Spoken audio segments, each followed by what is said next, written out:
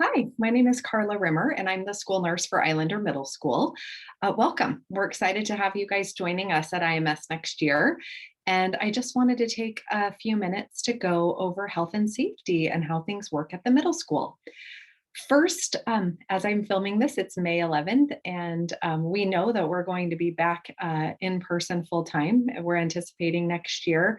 What we don't know is exactly what COVID safety measures will look like.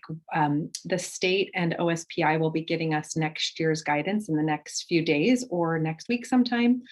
We are hearing that masking will probably still be in place, but as far as any other mitigation measures, we don't know if we'll still be doing health attestations, and other things as far as school day to day.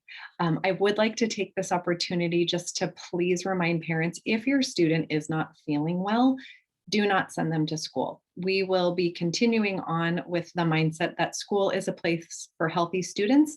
Even if your student has just a cold, if they come to school sick, there's a chance that they could pass that cold on to someone else, and that could make that other person more sick than just a cold. And so I would really encourage you, if your student isn't feeling well, please keep them home, as we've been practicing this year. The other thing I wanted to talk to you about, some of your students have life-threatening health conditions or other health conditions that impact their ability to participate in the school day, or they may need some accommodations to help them get through the school day. Your elementary nurses will be mailing out health plans to you this spring. Those copies will need to be signed by you, and if you have any medication that is related to your students' medical condition like EpiPens or inhalers, you will need to have a physician's order. That is called the medication authorization form. The form is included in the packet. You take that to your physician and have them fill it out, and then bring it back to me with the medication at the beginning of the school year.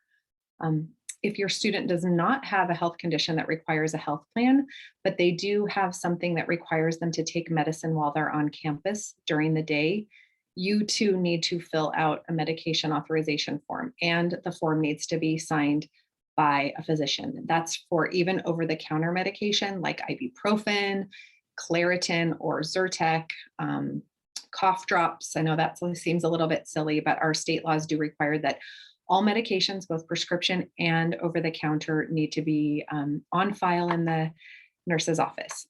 What may be new to you is that if you and your physician or your child's physician agree that your student can self-carry medication, if it is something like ibuprofen and Tylenol, that's something that is allowed during the school day. We just still need to have that medication form on file here in the health room.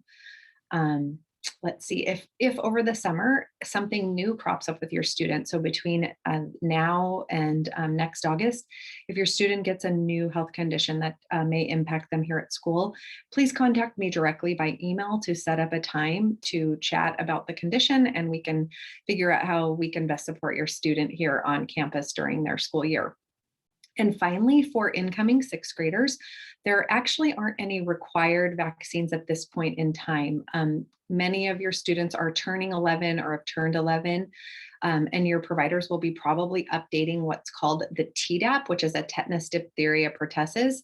That is a vaccine that usually occurs now during sixth grade, but it's not considered technically due until seventh grade. So I won't be sending out any Tdap notifications that you're out of compliance, but it is a vaccine that is required for seventh grade. For those of you that have been in fifth grade, I will be at least running immunization reports and double checking that none of those are out of compliance for other vaccines that might be missing. And if you do have any missing vaccines for coming into sixth grade, I will be reaching out directly to you. Again, my name is Carla Rimmer. I'm the school nurse. If you need to reach me directly, you can do that by calling me at 206-275-5961. That's my office cell. Or you can email me, and I'm Carla, Karla .Rimmer, RIMMER, at mercerislandschools.org. I look forward to meeting you next year. Welcome, and have a great summer.